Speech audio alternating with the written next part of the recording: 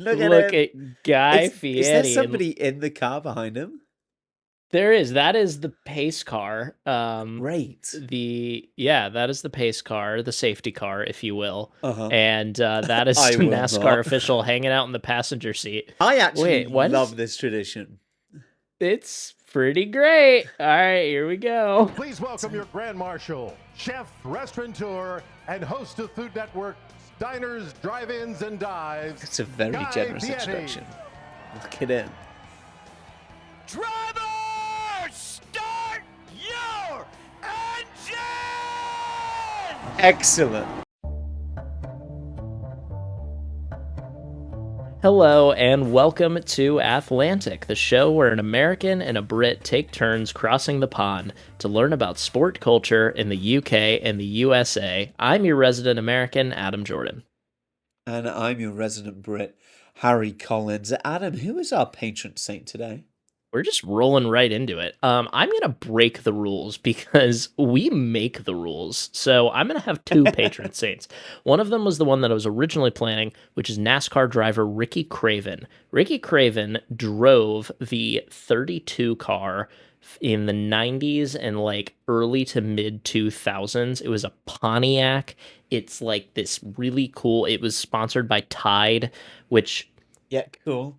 Do you know what Tide is? Do they have it? We don't. Is it a have brand it, over there? but, Okay. I think maybe like a small brand, but we know it because and by I mean American children kept eating Tide Pods, Yes. and that was international news in a year when we also had a global pandemic. Didn't make it over there. Like kids weren't like importing Tide Pods to try to eat them. No, Or do you have our Tide Pods? we have like detergent pods. Oh, But okay. we don't Okay. we don't eat them because we're educated. I figured there was something where you guys like just didn't like have them because it's some like wild because of like it being a safety risk to children or like some common sense reason that they shouldn't exist that like we just don't have. But anyway, you know what Tide is. His car was sponsored by Tide. Feel free to Yeah. Google it in real time. Yeah, Because sure. his like car was really cool. That's really the only thing notable about him, except for I'm sure he's a lovely person, except for the fact that he had That's a the record good for looking like car. it's a great looking car for like 20 plus years, had the record for the closest finish in NASCAR history. It was by like 3/1000ths of a second of a margin. Wow. So pretty cool, but he like didn't really like. I think he won one other race in his career, and like he just kind of fizzled out. Like he was That's a all right. notable driver, but anyway, that I just thought that was a fun one. And then I am making the executive decision to add a second patron saint, Pittsburgh Pirate Henry Davis, because he is the number 32 on the Pittsburgh Pirates right now. Why am I having such a now bias? Because today, as we record, is opening night. Tomorrow is like full traditional opening day where every other club will play, except for I don't think the Yankees and the Giants are playing because they play tonight. But yeah, it is hope springs eternal, as they say, as the cliche goes. And You've just returned from spring training, right? yes, I have. I've just returned from spring training. I had a great time, played some golf, watched some baseball. It was a lovely time, courtesy of producer Dean Jordan. The spring training, does everyone go to? You were in Florida, weren't you? Yes. Do all of the teams go to Florida? They either go to roughly split half and half, go to Florida and Arizona, basically depending on where you're closer to Sure. geographically. And like they play each other in these spring training matchups. Yeah. That's really cool. I would It's love really fun. the preseason in football is so jaded, and not jaded, I don't mean that, but like, ruptured, and some teams go off and do like marketing tours, and some teams go off and play like the Premier League series in America, and some teams just go off for like a little camp in, Spain or somewhere. Yeah, because I know it would be Brighton really went to cool Spain if last everyone year. We did, and but then the year before that, we played in the Premier League series in Atlanta and New York, which was really cool. I mean, oh god, Brighton on a different continent. That's cool. Oh, and we went to Japan as well. But if all of the Premier League teams were just like, this year we're going to go to Corsica, and if you're around, come and watch our like under 23s play each other, or Half of them, they actually do it. They do it north. They do it north. Well, no, I guess you can't do it north because then it would be like even worse. Yeah, you go to like Corsica or like Malta. It's like you have two different. yeah. You know, to keep the split. Yeah, and actually we do that across the whole 92, and we're just like, this week we're playing Torquay. That would be so much fun. Like genuinely, I think that should be a thing. I was actually, one of our pipe dreams is to have like, I mean, we want to, like, you and I want to like experience as much as we possibly can about our respective sporting cultures. That's why we do this show.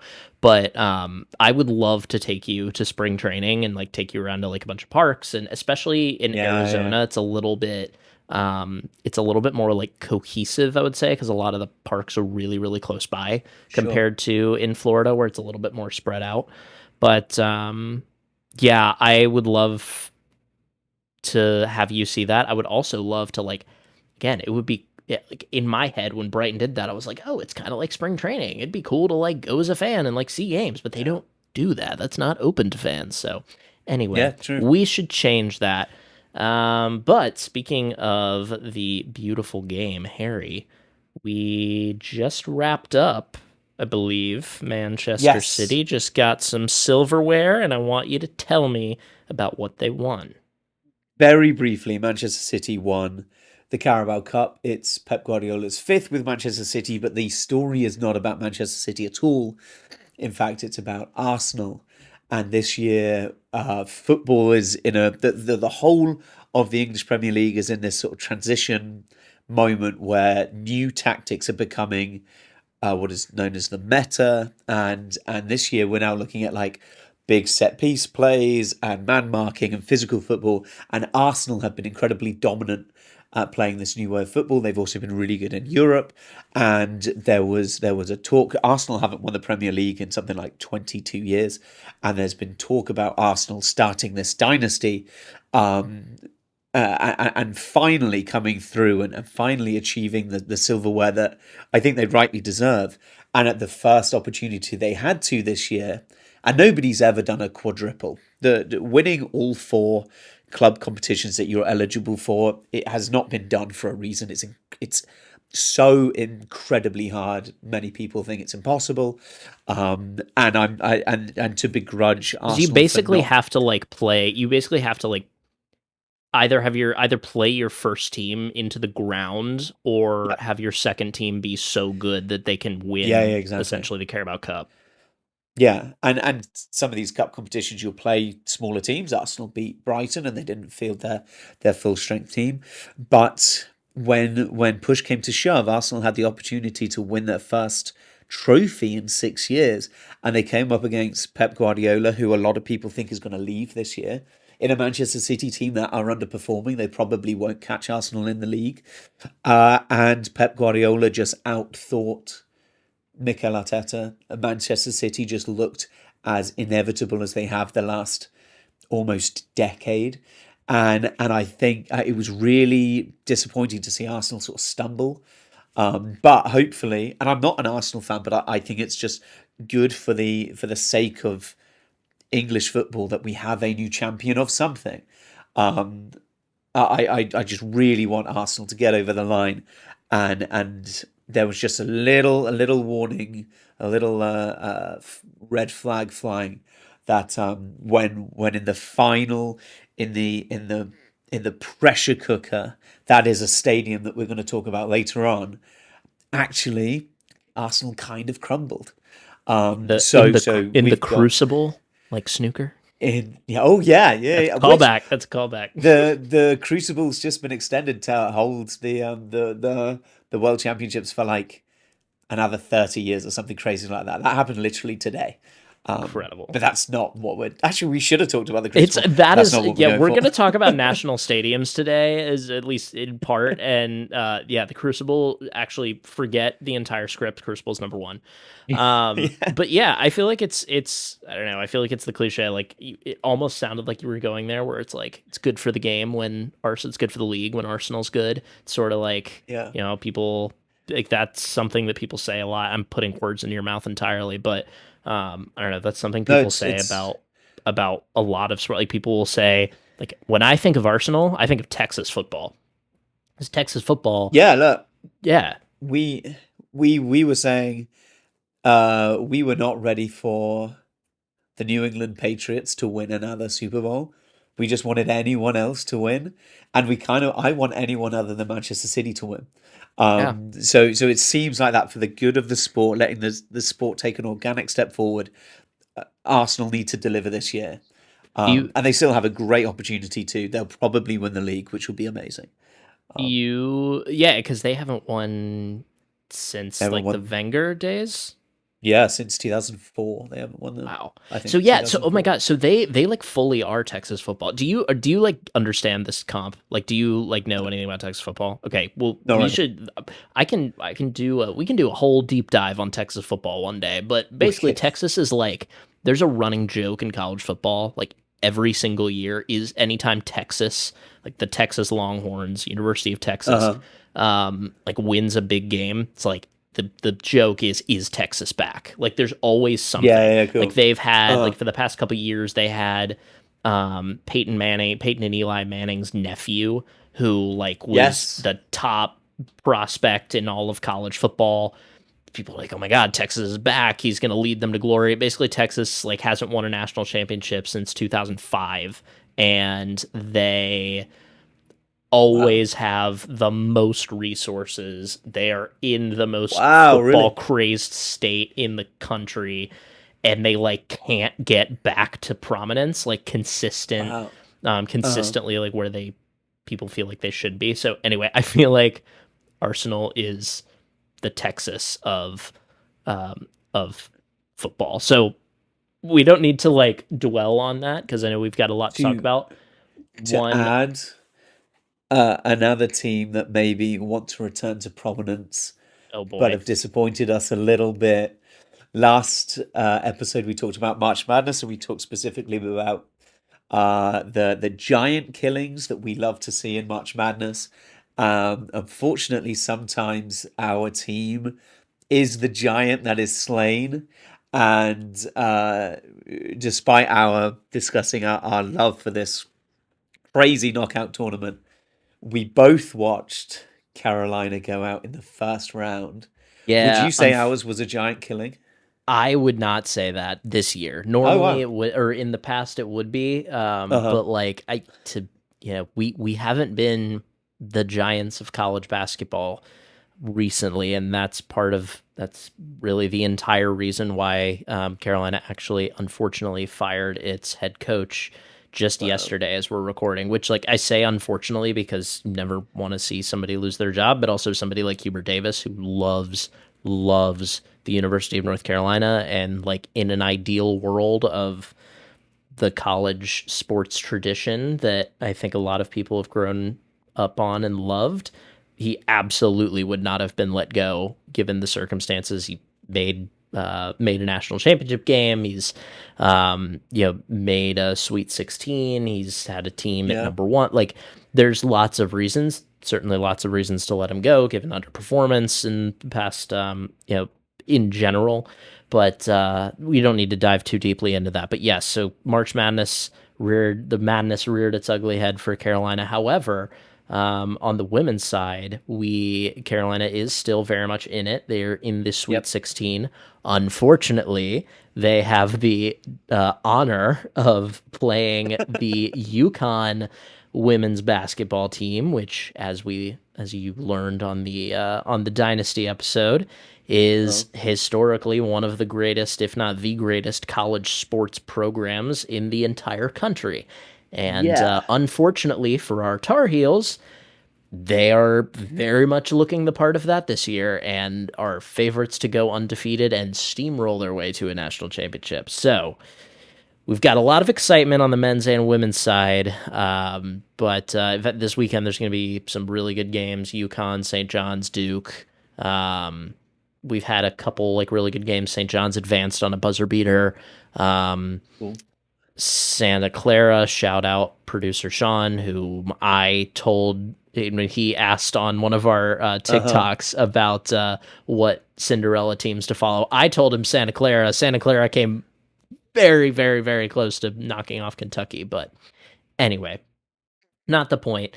March Madness is dead to me now for the year, especially if Duke wins on the men's side. But it will still live as long as Caroline is in it on the women's side. But no, we'll definitely continue to watch. But it's definitely as exciting a time in college basketball as ever, we'll say.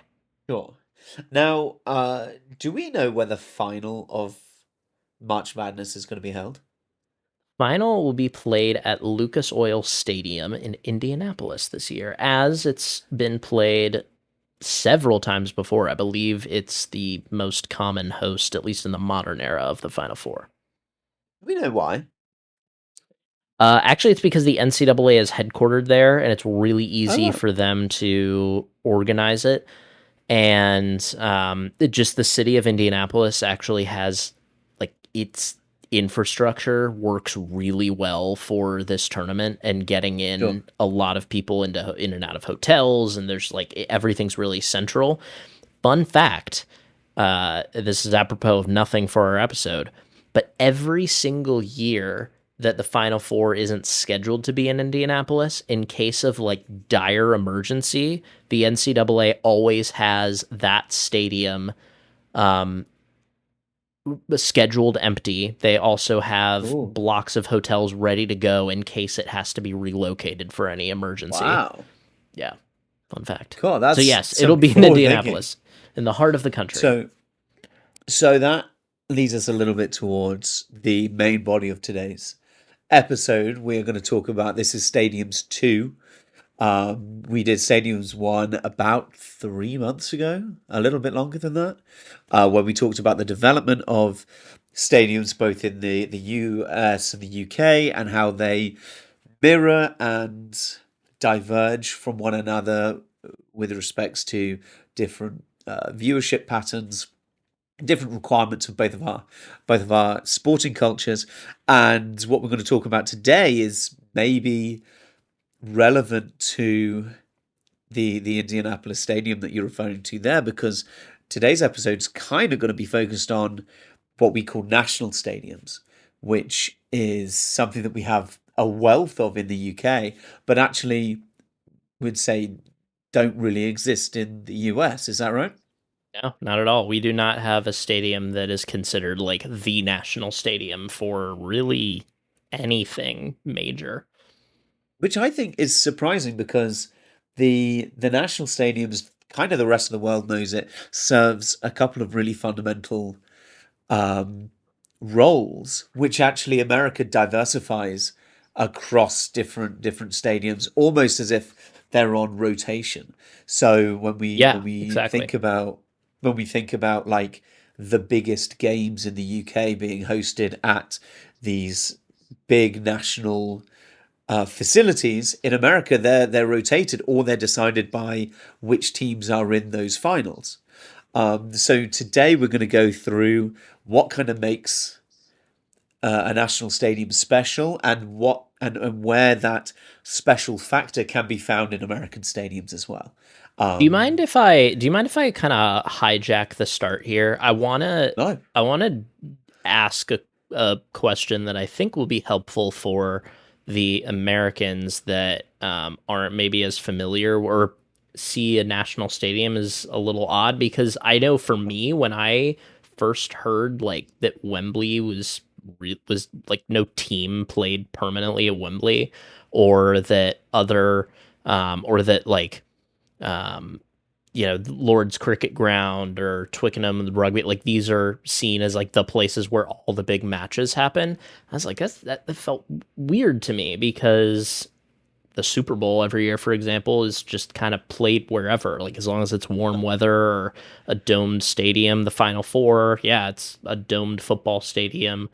The World Series, like you literally just mentioned it. Like there's these sports that play back and forth depending on depending on who's in the competition. But like, do you know why a lot of these like stadiums that we're going to talk about like essentially exist? Like, were they built to be national stadiums for this purpose, or were they built for something else? Obviously, really only speaking for the UK here. Tough to make a blanket statement about every other country in the world. Sure, yeah. I'm really glad you asked.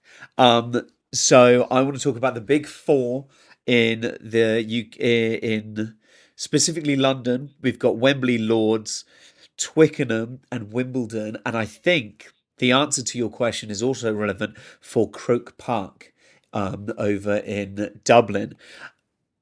Twickenham was absolutely built from the ground up to be the home of the RFU, the Rugby Football Union. Built in 1909 following sold-out test matches between New Zealand and South Africa, the RFU were like, we need our own stadium that needs to be bigger than the facility that we're using at Crystal Palace.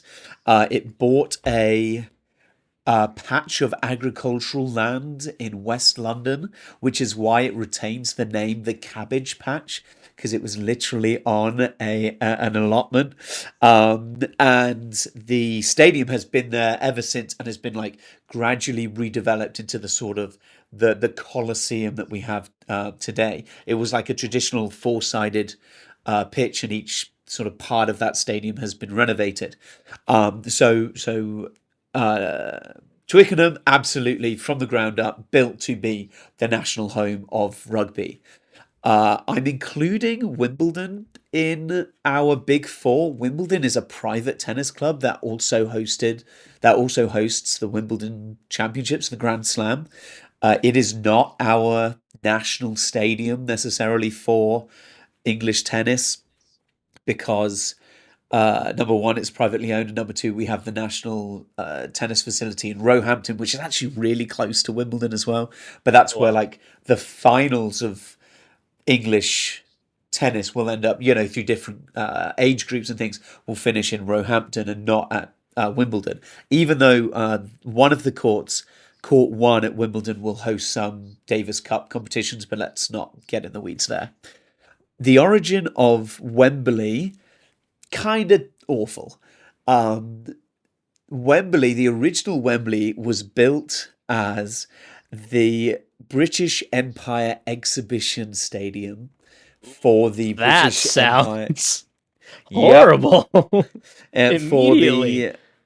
Built in 1923, which, as we I hope all know, is like the tail end of the British Empire, and it was built as an exhibition space for 4 months, where different events and kind of circuses were hosted, sports events, the cultural arts were performed to kind of like appease fractured members of the empire. This was after I'm also we pledged just like, I'm very skeptical over like some of these uses of like circuses and arts. Like, this is I don't know that I want to look Britain. up what these were exactly. No, I recommend that we don't. So it was built in 1923, but opened 4 days before the 1923 World FA Cup final, which is actually known as the White Horse Final, and that is a really interesting story about a literal white horse that was used to like keep the peace in an overcrowded stadium. But the stadium itself, which seems to be a trend amongst London landmarks, was only built for that thing, and it was going to be disassembled. It was going to be torn down that year as well. But somebody bought it and was like, no, we can use this. And then Wembley has actually been used for a host of different sports, but football is the one that it's most closely associated with, even though it's hosted American football, greyhound racing, stock car racing, motorcycle, speedway. What else? It's had Evil Knievel jumped 13 buses at the original Wembley. Michael Jackson played the original Wembley 15 times. That's crazy. Michael Jackson played Wembley more than most English football teams. Yeah. So Wembley was never designed to be the home of English football. It just kind of became the home of English events, and ergo football, being one of our most important cultural touchstones, found its sort of home there. So your question's a really good one. Many of these, I'd say half of these stadiums, Croke Park, like Twickenham, the Gaelic Athletics Association were like, we need a home. Bought the land and then started playing there, sort of religiously. I love that we extend. You said this at one point. I thought you put it beautifully, that we extend a loving arm to Ireland on this show when we can. Croke Park. The Steelers actually played a game. They're the first regular season NFL game played in Ireland just last year.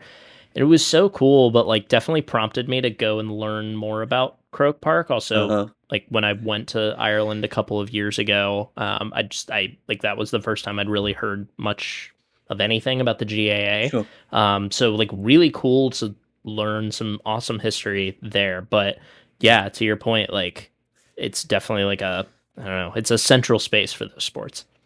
Yeah. And I think the last thing that I want to say about these big five are they are special in some ways circumstantially. Okay. They just happen to be where the biggest games are played. So it's natural that there's this air of mystique and prestige surrounds them because that's where the finals are held, right? So many pages of our history are written in these stadiums. It's hard to separate the buildings from the events and from their brief tendencies. But Croke Park is a really good example of a stadium that has character and atmosphere. And I think not all of the stadiums I've said consistently have that. Fair. Wimbledon, like the Masters, we said when you talked about the Masters last year, Wimbledon has that sort of air of prestige around it. And I know Twickenham has an incredible atmosphere, but I think the new Wembley actually doesn't. What I think good stadiums have is both character and atmosphere, and then something else. And my question is, if America doesn't have national stadiums, do some of your finest and most revered stadiums have both of those, atmosphere and character? And how do they sort of present across different sports? So time to sort of pass the baton back to you. If America had anything that resembles sort of like national stadiums or ones that are revered more than others, where do we find them? Only one truly comes to mind as like as we were talking about this beforehand, like legitimately tried to go and think of a few. The Rose Bowl in Pasadena, California, definitely the closest thing that we have, just because of the breadth of events, of major events that it's held. Notably, the Rose Bowl game every year is roughly, though it's the teams that have competed changed here in the most recent years, but like traditionally it was like the best or one of the best college football teams of the western part of the country versus the best team from the east. So that kind of that was always like a rallying point for college football. But again, as we talked about in that episode, there have been so many different ways that we've crowned a champion or talked or figured out who the best team in college football is, that it's a little hard to say that like that's like the championship venue for college football, but that's the closest thing. However, not just college football, it's also hosted 3 Super Bowls, which is huge. That won't happen again, just given where the NFL has moved. It's hosted a couple of World Cups in 1994 and 1999. The 99 of course, with Yeah. the famous Brandi Chastain winning goal over China. This was a great moment there. It's hosted events at the Olympics before. Yeah. And I'm honestly, I didn't look at it before this, but I wouldn't be surprised if it hosts something for the 28th of the LA 28 games. I'm sure it is. It's the only place on the western half of the country that's hosted the Army Navy college football game before. So there's been a ton going for it over the years, concerts, that sort of thing. It seats at its max capacity. Standing room can hold like I think 102,000 people, which is insane. So I would say that's the closest thing. But to your point about atmosphere, I don't think people would say that the Rose Bowl has like incredible atmosphere. It's cool being there. The Rose Bowl game is timed every single year so that it catches on a sunny day, which it's Southern California, so 90% of the time it is. It catches the sunset coming off of the San Gabriel Mountains in the background, and like the grass on that field is so pristine. Like there's certain things about it that like, yeah, it captures an atmosphere of sort of that atmosphere of excellence, that prestige, that aura, that word you hate. It's really, really.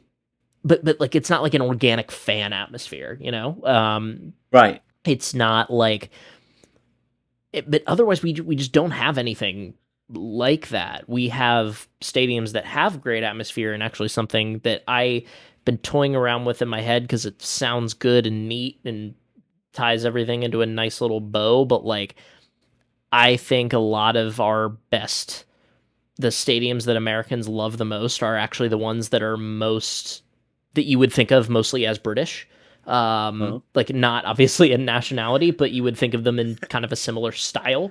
So Sure. We can get into some of those stadiums, but before we do, like I think it's just worth mentioning that there's a lot of like our big games rotate by definition of the sport. So like it's hard to find something specific. Now, before we drop into the specifics, and I hope that we get back to what we finished stadiums one with was the deviation of English stadiums being multi-purpose, mostly cricket and football, representing the different the growth of those two sports so closely, and then as a summer and winter they split and they needed their own facilities. What was happening at the same time was you were talking about this era of the jewel box stadium, and I hope that maybe we'll be able to revisit that if the stadiums that you're referring to are a development or an evolution of that. But Spoiler before alert, we will. do, good. I've read the plan. But before we do, you mentioned there that the Rose Bowl is the only stadium on the West Coast that's hosted the Army-Navy game. Yep. Does that allude to why America doesn't have national stadiums? Is it? I think some more naive English fans would be like, America doesn't care enough about international sports to have, and America doesn't need an international rugby stadium like Murrayfield in Edinburgh, but actually the biggest factor for why America doesn't have a national stadium is, not to put words in your mouth, because America's huge, and where would you put it? Yeah, well, there's that, and also like historically international competition. It's not like it's not like you were gonna have the way like Europe is, the geography of Europe, all the different countries are essentially akin to states geographically. So like it's pretty easy for the German champion to hop across the channel and through France to go and play England, or it's easy for the Italian champion to, I guess it's probably tough to cross the Alps depending on what era you're in, but I think at this time we'd figured out how to do that, but pretty easily for somebody to go from Italy to France. Not as easy for somebody to come from the UK to the USA in the early 1900s. You had to get on a ship, and it took forever. And like, it's certainly something that happened. We had international sporting competitions, but it's not like something that was regular enough where You're getting that, and certainly like Canada and Mexico and the Caribbean nations, there like weren't a ton of like international sporting competitions on the scale that would have so many attendees at that time. So there's that factor of it geographically, but to your point as well, like, yeah, it's a huge place, and if there was anything, it probably would have been on one of the two coasts. So yeah, the Rose Bowl, or maybe there would have been something in New York, but we it really hasn't. I mean, Madison Square Garden is kind of like the mecca of basketball. And certainly there's been like massive boxing matches there. There's been basically every indoor sport under the roof has been there. So like it's just something that I don't think in the natural evolution of like technology and transportation made a bunch of sense. Yeah, sure. So let's talk about where we find America's sort of greatest stadiums. Yeah. In that character and the atmosphere that we're talking about. So tell us a little bit more about what you meant by perhaps America's favorite stadiums are those that are most English. I think our English listeners would love to hear you wax lyrical about how America should be more like England with regards to sport. Absolutely. With regard to stadium atmosphere, America should absolutely be more like England. I would say that the places, and before Americans completely tune me out, hear me out. Fenway Park, Wrigley Field are two most beloved baseball stadiums, ballparks in the country. In fact, Fenway Park is nicknamed America's most beloved ballpark. Wrigley Field, the Friendly Confines, are two oldest stadiums, the two that are left over from that jewel box era. Good. Just remind us, Fenway and Wrigley are the homes of? Yes, the Boston Red Sox and the Chicago Cubs, respectively. So so those are our two like jewel box kind of throwback stadiums. Those are the only ones that you'll still see have upper decks that are somewhat close to the action. Not as much in Fenway Park, but still somewhat there. Wrigley Field definitely does. And a lot of that is because they're old stadiums that still have like, they still had to have the second deck supported by beams. So like there was no other place to go than like have the upper deck be closer to the action, which creates more atmosphere, more excitement. You're literally physically closer to the field of play. There's also like, they have certainly evolved over time and have the bells and whistles of a modern stadium in America that has places to hang out rather than just like sit in your seat and watch the game. Like there's party decks, that kind of thing. There's places outside where you can hang out, watch the game. Like it's a whole neighborhood, but like these places are in the middle of the neighborhoods of their cities. These places have fans that have had season tickets for generations. Their parents cheered there. Their parents cheered there. These places are institutions, and they're places that are fundamentally about watching the game themselves. So there's tradition, there's atmosphere, there's excitement. When I talk about the best American stadiums being the most English, I'm talking about the older stadiums, the ones that are not so much akin to the Hill Dickinson stadiums or the Etihads or the Emirates or any of these newer places that you're seeing come up. I'm talking about like the Loftus Roads, the I forget the name of some of these other places. What did you say the name of Oxford United Stadium is that doesn't have the fourth stand? Oxford United, that's the Kassam. Yeah, the Kassam. Yeah. Like, I'm talking about the beauty of the Kassam. I'm talking about like going and doing it on a cold, rainy night in Stoke when the fans are right on top of you. Like, we only have that in select places. We have that out the wazoo in college football. That's why college football stadiums are the most loved. That's why we talk about college football. One of the many reasons we talk about college football being the closest equivalent to English football. You've got Tiger Stadium in Baton Rouge, home of LSU, Beaver Stadium, home of Penn State, Michigan Stadium, Ohio Stadium, home of like two teams in the biggest rivalry in college football. Even a Keenan Stadium, which, Carolina isn't like the biggest, most amazing stadium, but it's historic. It has tradition. It's got bones. It's got ghosts. Like, you need a stadium with some ghosts. When I came to Carolina, it was Brighton's first year in the Premier League. And the previous year we had a season ticket and I'd watched it. So I'd spent so much time at the Amex. And then I turned up to a school that I knew wasn't very good at American football. And your stadium was almost 3 times bigger than the Premier League stadium I'd left in Brighton. And this is for a school that I know there was some history with Carolina football, but at the time, Carolina football was kind of rubbish. And it yet still is. Carolina football has mostly been like, rubbish, yeah. Yeah, and it's packed with almost like 70,000 people. And that's not a drop in the ocean. How big is the Michigan, the bowl? Oh, the Michigan Stadium is like easily 100,000. It's more than 100,000 people. Well over, well over 6 digits.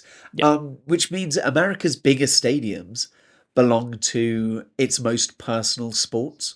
Yes, it belongs to the ones where going to the game is a tradition, and the game itself is the draw because of how connected fans are historically to these programs. That's not to say anything is wrong with the fact that that more money is being put into stadiums to attract fans, to make them, first of all, more accessible so that more people can like come in and watch the game, and not only a certain type of person, to make it so there's more options, more fun things to do at the stadium in this world where we've got a million distractions, and it keeps you anchored. We've seen at the MX, we've seen the opening of the new kind of like pregame fan zone, fan zone area. I forget what it's called, but like there's the places, and again, these stadiums, these big Prem stadiums, the Etihad, the Emirates,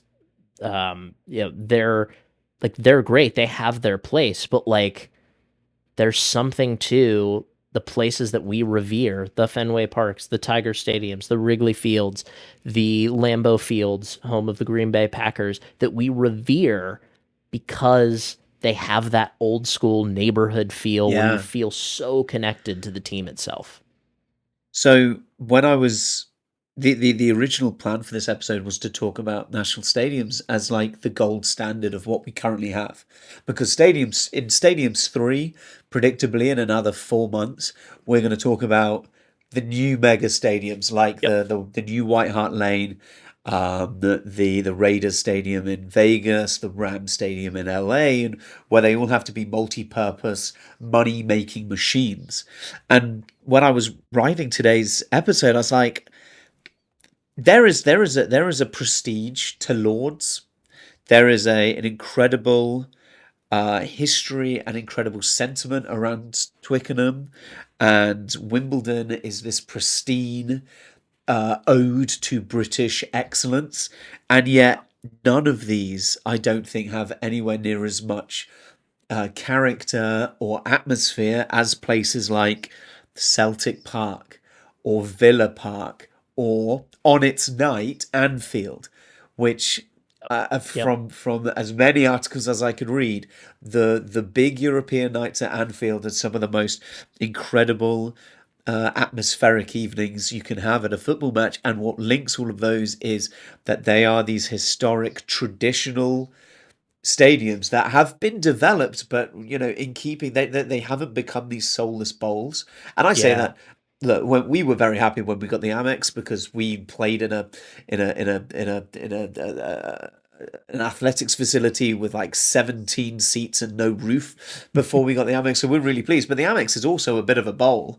It's quite an attractive lopsided one, but it's not Anfield with its hard, sharp corners, and its cop, or Celtic Park with its the loudest rendition of "You'll Never Walk Alone" anywhere in the world, or Villa Park with its amazing just block four stand stadium where everyone is within spitting distance of the pit. The stadiums that we revere the most in the UK are these pillars of the community. They are the local club surrounded by a passionate, stimulated nearby fan base, and these stadiums like Celtic and Villa Park and like Anfield, they act like organs in the city. They are so crucial to the body of the city and the lifeblood in those communities.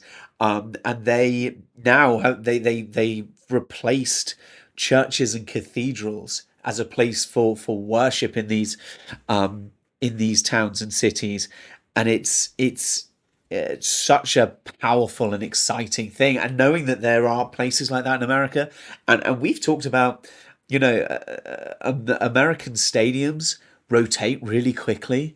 It doesn't feel like American sport allows their stadiums to grow old and reach these this sort of stoic and historic status like we've accidentally got a wealth of here in the UK.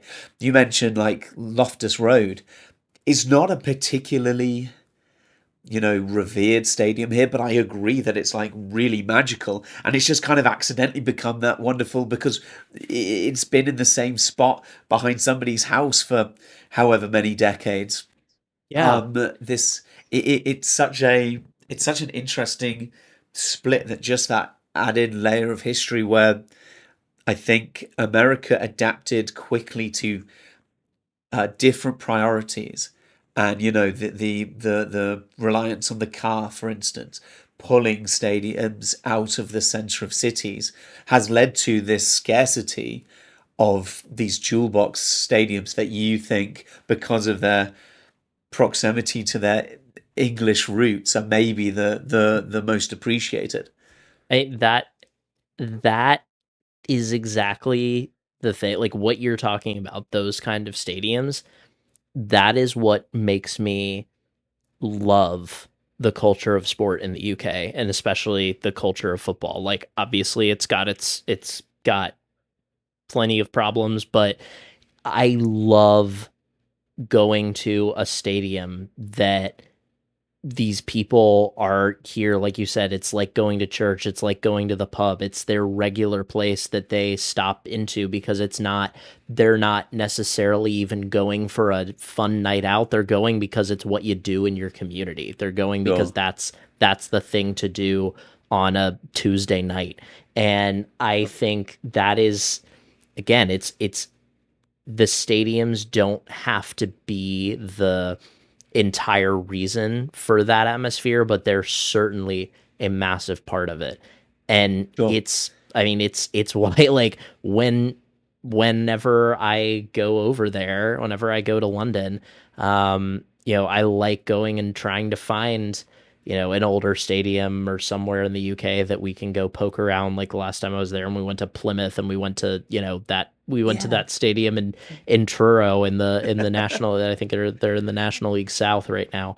But my second game at my first two games over there were at Stamford Bridge, which is one of those older stadiums in a neighborhood, though it's obviously blown up and it's different, but it still has that soul. And then Loftus Road, and like that's exactly what I'm looking for as a fan, because I think England and Scotland and Ireland and Wales, I'm sure, they still have this element throughout its sporting ranks of these places that you go just because they're community institutions and they're not necessarily big businesses. And that's changing, and it's going to be harder and harder to hold on to that. But I think it's something special that you guys have that I love to be immersed in.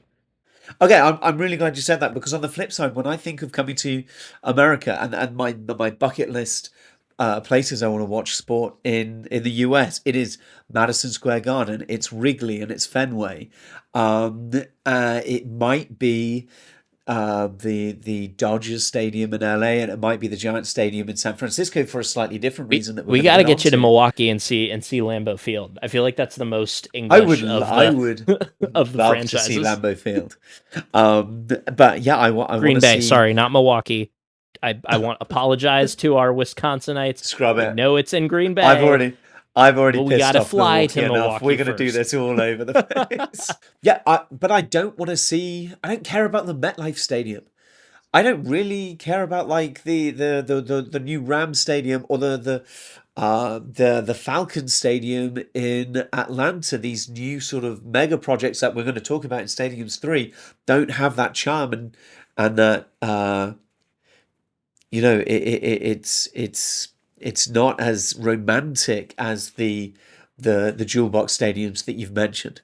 I think that they have their place, but we don't want that to take over entirely. No, and I think what we're going to see when we talk again in however many months in Stadium 3 is that new stadiums are actually finding a way of reintroducing some kind of whimsy and some kind of like they're literally being designed with like interesting architectural elements so that they have character.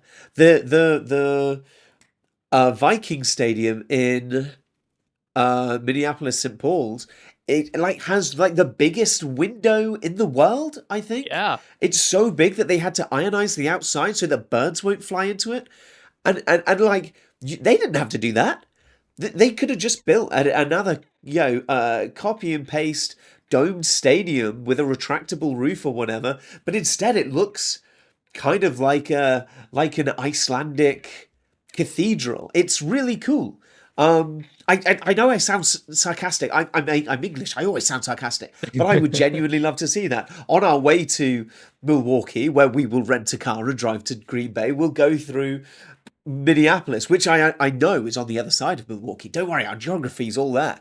But yeah, like when new stadiums are being designed to deliberately evoke the legacy that older stadiums have naturally, that's where you know that the value is in those historic stadiums. Totally. Now, that has brought us to our 2-minute warning question, which I'm taking the helm on today because we've talked all about atmosphere and character, and we haven't talked about the settings. So my question to you is, what stadium, professional, semi-pro, international, do you think has the best setting? Couldn't be an easier question. I'm wearing the jersey. The Pirates will be there so soon with opening week here. PNC Park in Pittsburgh. It's got the greatest view in all of Major League Baseball. You got the city skyline, you got the river, you got the bridges in the background. It is beautiful. It is incredible. I could wax poetic about it forever. It is my home team's baseball stadium, and it is the best there is. So that's all I have to say on that. Harry, what about you? So my real answer is Bamber Castle Cricket Club, which you might have seen on social media. Cool. It is a village. I think it's not county. It's definitely not county. I think it's organised cricket, but it's like a village cricket team that play right next to a 1,000-year-old castle, and it's high up on the hill. We'll have a visual on for anyone watching on YouTube. Oh wow, that's cool. Yeah, it's amazing, isn't it? Wow. My American answer, which nobody asked for one of either, but I don't care. We also nobody also asked for 2 patron saints, but here we are. Yeah, you're right. I know it doesn't happen often, but I remember, I think after COVID, they did a Field of Dreams. Yes, game, right? A real They're doing one this year. Field. They're doing one this year as well. Yes. I love that. Do people attend those? Do spectators go? Do they have stands and stuff? Or is it just rock up and bring your bats? They have some. It's very small. Like they don't have like many like fan like low. I think I actually don't remember how they filled the seats. There was like a specific way that they did it, but they're very small stands. Sure, yeah. But yeah, I just for the the sake of the movie. I think that's really Harry's cool. a sucker. Harry's a sucker for romantic baseball movies. Field of Dreams, Big Moneyball, you're all in. That is going to take us to the final whistle. Thanks for watching and listening, everybody. Whether you're on YouTube or Spotify, please subscribe or like, depending on the platform, or subscribe or follow, depending on the platform. Like us on YouTube, leave a rating on Spotify, and please leave a comment either way. We'd love to hear from you. And also, please follow us on Instagram and TikTok. Harry's been doing a tremendous job ranking the all those cities in America that have major professional sports teams.